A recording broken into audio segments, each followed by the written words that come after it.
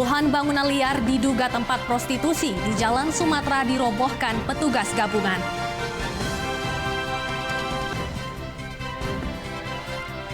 Jelang kedatangan Raja dan Ratu Belanda ke Sumatera Utara, kepolisian lakukan persiapan keamanan. Produk gitar akustik karya rumah industri lokal di Pematang Siantar mampu bersaing dengan gitar buatan luar negeri. Halo pemirsa, senang sekali kami dapat hadir kembali di hadapan Anda dalam program Wajah Sumut edisi Rabu 11 Maret 2020. Selain 3 berita utama tadi, kami juga telah menyiapkan beragam informasi menariknya selama 30 menit ke depan. Bersama saya Hairunisa Nasution, inilah Wajah Sumut selengkapnya.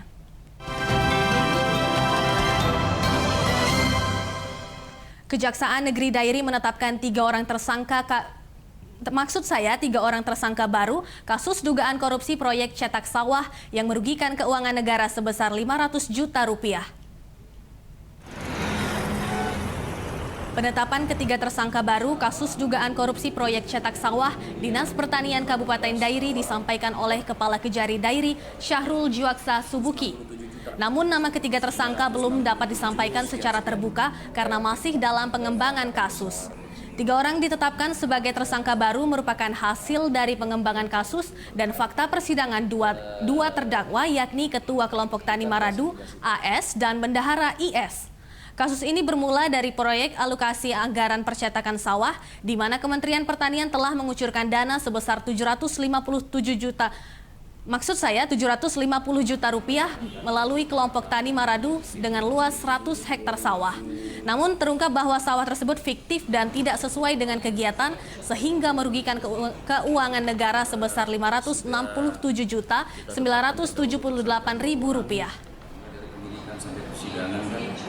Dari perkembangannya, fakta penyidikan terdahulu didukung dengan fakta-fakta persidangan dari 2 terpidana terdahulu, itu ditemukan peran dari beberapa pihak yang menurut hukum harus ikut bertanggung. Satreskrim Polres Pelabuhan Belawan menangkap pelaku pembunuhan penjaga tambak kepiting di Kecamatan Medan Belawan pada Selasa lalu. Dari tangan pelaku, polisi mengamankan barang bukti sebatang kayu yang digunakan untuk menghabisi korban. Pelaku pembunuhan, Parulian Sinaga, ditangkap Satreskrim Polres Pelabuhan Belawan setelah buron selama 2 hari. Polisi turut mengamankan barang bukti sebatang kayu yang digunakan pelaku untuk menghabisi korban Sujaidi. Dari hasil pemeriksaan, diketahui pelaku membunuh korban karena merasa sakit hati diusir korban dari tempat kerjanya. Pelaku ditahan di Polres Pelabuhan Belawan dan dijerat pasal 338 KUHP dengan ancaman pidana 15 tahun penjara. Kalau untuk pembunuhan dia rekan kerjanya sendiri, kerja sama-sama di tambak. Kebetulan karena mungkin dia bilang tadi kesal sama temannya, sering diusir suruh pulang, dia dendam, dilakukan pembunuhan terhadap rekannya dengan menggunakan kayu. Aparat gabungan merobohkan puluhan bangunan liar di sepanjang jalan lintas Sumatera Batubara karena diduga dijadikan sebagai tempat prostitusi berkedok warung makan. Aparat gabungan dari Satpol PP, Dinas Perhubungan, Kepolisian, dan TNI dilibatkan dalam penertiban bangunan liar di sepanjang jalan lintas Sumatera Batubara. Dengan peralatan seadanya, petugas merobohkan warung-warung yang terbuat dari tepas dan papan. Sebelumnya, pemerintah Kabupaten Batubara sudah mengimbau para pemilik warung agar membongkar sendiri warung mereka. Namun, sebagian pemilik warung tidak mengindahkan imbauan tersebut sehingga dilakukan pembongkaran paksa. Kepala Satpol PP Batubara Rahman Hadi menargetkan seluruh bangunan liar yang berada di sepanjang jalan lintas Sumatera Batubara sudah bersih sebelum memasuki bulan Ramadan sehingga wilayah Batubara bebas dari praktik prostitusi. Dikerjakan dulu.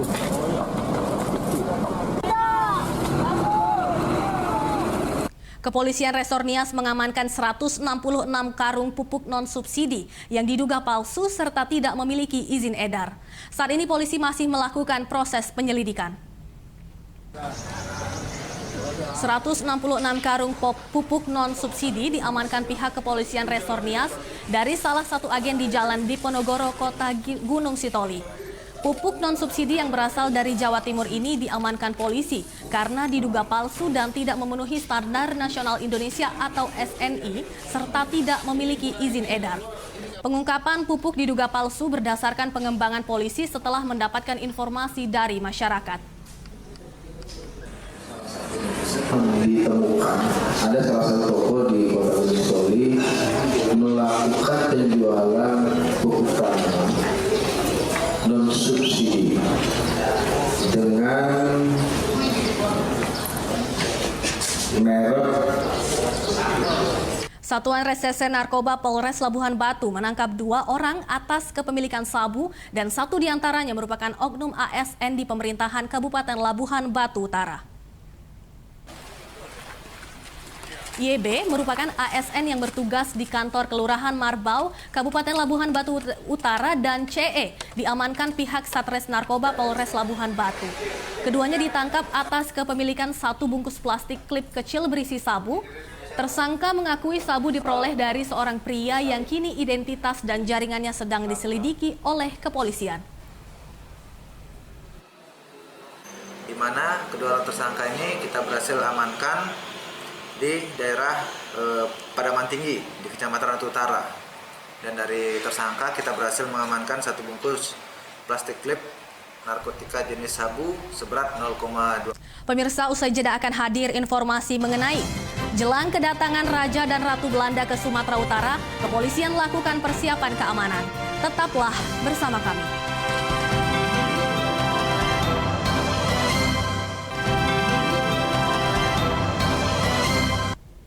Masih bersama kami di Wajah Sumut. Jelang kedatangan Raja dan Ratu Belanda ke Danau Toba pada 12 Maret mendatang, Polda Sumut kerahkan seluruh personil untuk memperketat penjagaan. Penjagaan dilakukan dengan sistem buka tutup akses jalan guna memastikan kelancaran dan keamanan Raja dan Ratu Belanda saat berkunjung ke Danau Toba. Raja dan Ratu Belanda, Raja William Alexander dan Ratu Maksima akan mengunjungi wisata Danau Toba sebagai rangkaian destinasi dalam undangan yang dikirimkan Presiden Jokowi kepada Kerajaan Belanda, di mana Raja dan Ratu Belanda dijadwalkan akan mengunjungi wisata Danau Toba pada Kamis 12 Maret mendatang.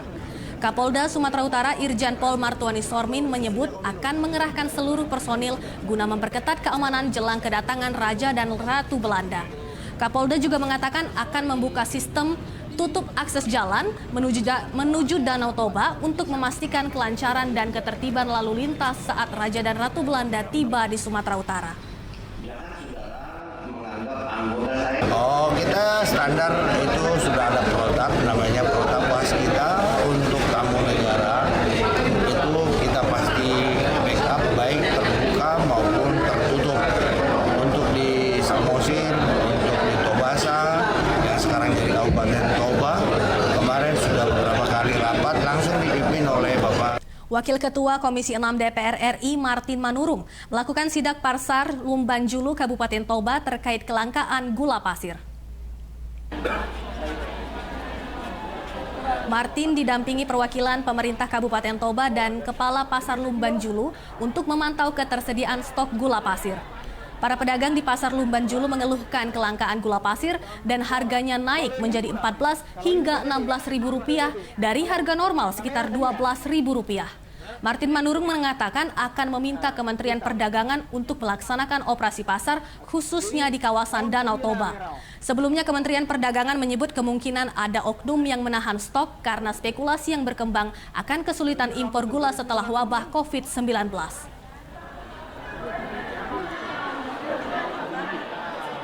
Jadi gula dia naik sekitar 2.500 dan ini menurut saya Kementerian Perdagangan harus melakukan pengecekan harga dan juga secara berkala menyelenggarakan operasi pasar agar kenaikannya tidak. Merebaknya COVID-19 ke sejumlah negara termasuk Indonesia tidak berdampak pada ekspor sarang burung walet ke Eropa dan Tiongkok. Salah satu perusahaan produsen sarang burung walet di Kota Medan menyampaikan permintaan ekspor barang sarang burung walet masih tinggi meski wabah COVID-19 telah memasuki Indonesia. Sarang burung walet diekspor ke sejumlah negara Eropa dan Tiongkok dengan nilai 11,6 miliar rupiah. Sejak bulan Januari hingga Maret 2020, ekspor sarang burung walet sudah mencapai 7 ton. Produsen memperkirakan pihaknya akan mengekspor sarang burung walet sebanyak 35 ton untuk tahun 2020. Sebenarnya gangguannya itu hanya di penerbangan. Ya, tapi kita mencari cara melalui negara tetangga lah. Misalnya kita dari Malaysia, saya transit bisa. Sebenarnya permintaan sarang burung walet ini malah meningkat dengan adanya virus. Usai jeda kami akan kembali dengan informasi mengenai produk gitar akustik karya rumah industri lokal di Pematang Siantar mampu bersaing dengan gitar buatan luar negeri. Tetaplah bersama kami.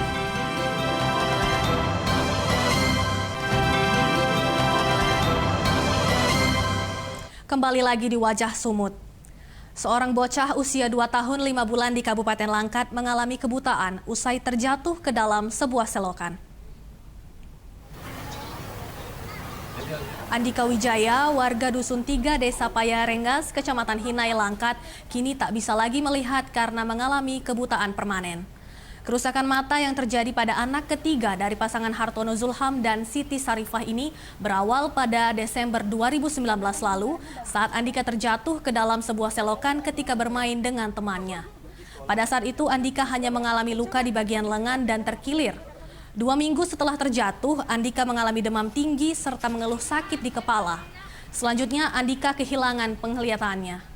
Orang tua Andika sudah membawa anaknya berobat ke Rumah Sakit Umum Tanjung Pura. Namun karena keterbatasan peralatan, pihak rumah sakit menyarankan agar Andika dibawa berobat ke Kota Medan. Kini Andika hanya dirawat di rumah saja. Keterbatasan ekonomi menjadi kendala pasangan ini untuk membawa anaknya berobat. Sementara keluarga ini juga tidak memiliki kartu BPJS. Mereka berharap uluran tangan dan perhatian pemerintah untuk membantu kesembuhan anak mereka agar bisa mendapatkan pertolongan medis.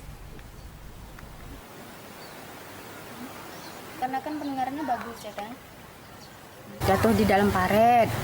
Udah setelah itu dia bilang sama saya, bilang, "Mak, kok gelap?" katanya. Berarti kan dalam itu saya, "Oh, anakku ini berarti gelap," saya bilang gitu. Itu spontan setelah jatuh, Kak? Enggak, setengah bulan dari jatuh itu. Dari jatuh itu ya.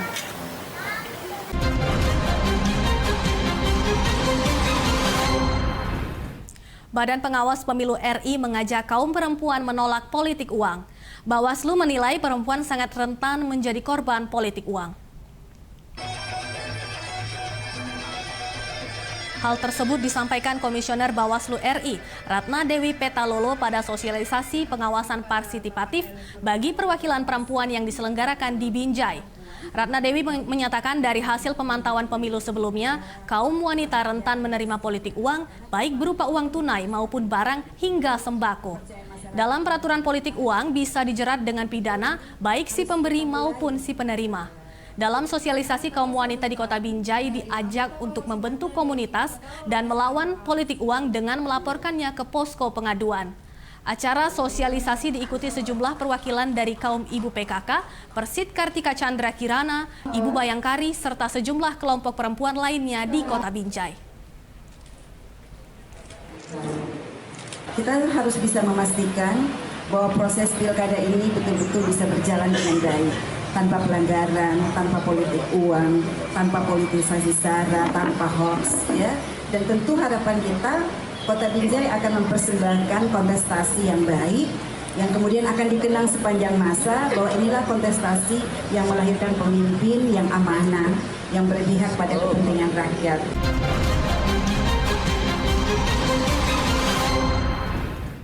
Pemirsa, alat musik gitar pada umumnya diproduksi dari luar negeri atau luar Provinsi Sumatera Utara.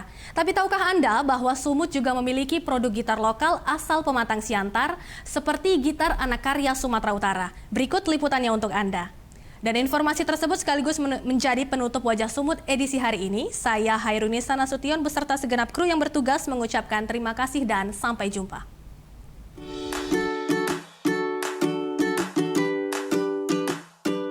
Inilah alat musik gitar akustik hasil karya rumah industri lokal yang berada di Jalan Bahkora 2, Kota Pematang Siantar. Rumah industri pembuatan gitar ini telah dirintis Alfon Van Jaitan bersama dua rekannya sejak 5 tahun lalu yang bermula dari kecintaan ketiganya akan alat musik gitar. Produksi dan penelitian alat musik itu masih kurang sekali. Memang harus kita sadari itu atau tidak. Ternyata yang selama ini terjadi begitu. Nah, contoh saya sekarang ini aja di Kota Pematang Siantar masih kita.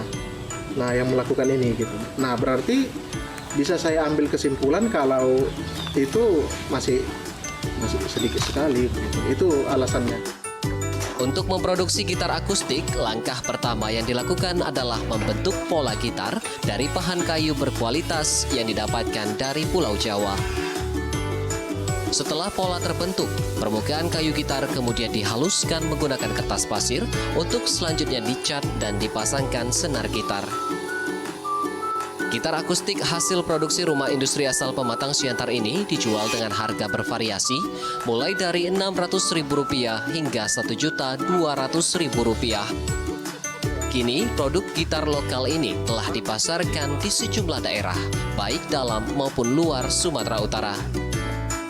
Kedepannya diharapkan pemerintah dapat mendukung rumah industri agar pemasaran produk dapat menjangkau pasar mancanegara. Dari Pematang Siantar, Sumatera Utara, Darwis Damanik, Metro TV.